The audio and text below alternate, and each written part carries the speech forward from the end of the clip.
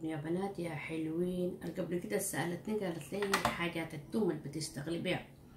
انا بصراحة بشتغل عندي هوس بتاعد، انا ما عارفة ان شاء الله ما تمرضوا بالمرض ده.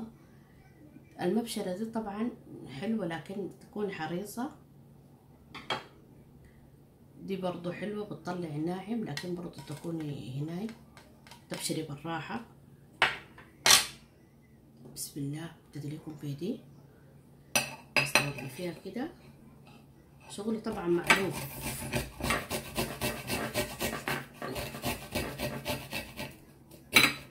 يعني سريعة بصراحة كده. اوكي واضحة.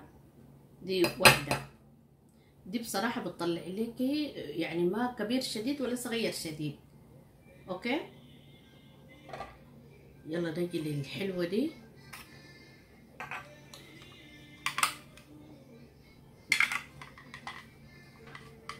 دي كده بس تاخدي التومة، ما عليك الا تحطي التوم هنا وترتبها الغدة، وزي ما بيقولوا سبحان الله نازل.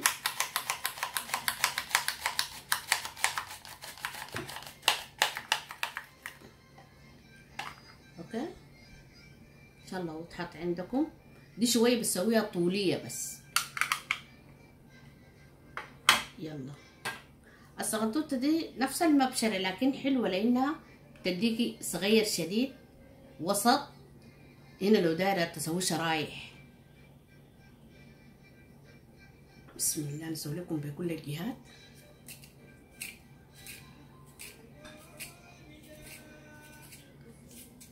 شوفوا هنا ده الشرايح، كون زي ما تقولوا بالراحة حاسبة على ايدكم. يلا بيه هنا مبشرة صغيرة حلوة.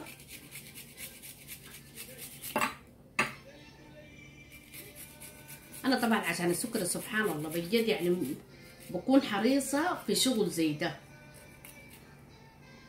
يلا نجي اللي جاي الصغيرون الحلو ده. ده بينزل لك بجد يعني دقاق حلو يا بنات. طبعا الشغل ده كله داير طولة بال، بس طولوا بالكم. المطبخ اصلا حاجة مستعجلة ما بتنفع. هتبقي ريحة التوم ما تخافي. امسك لك حبة زيت في يدك ان شاء الله التوم ما بيمسك في يدك شديد، وبعد ما تنتهي تغسليه بخل. يلا وتانياتا. يلا ايوه جيناكم لاحلى وحدة. دي طبعا وريتكم ليها للناس اللي في البحرين في انصار، واي محل عندهم محل انصار بيلقوها في انصار.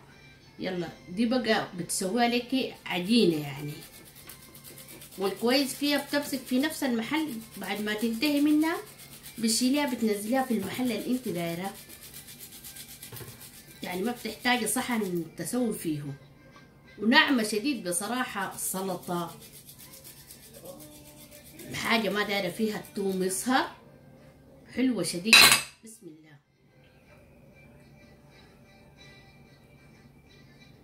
شفتوها كيف عجينة؟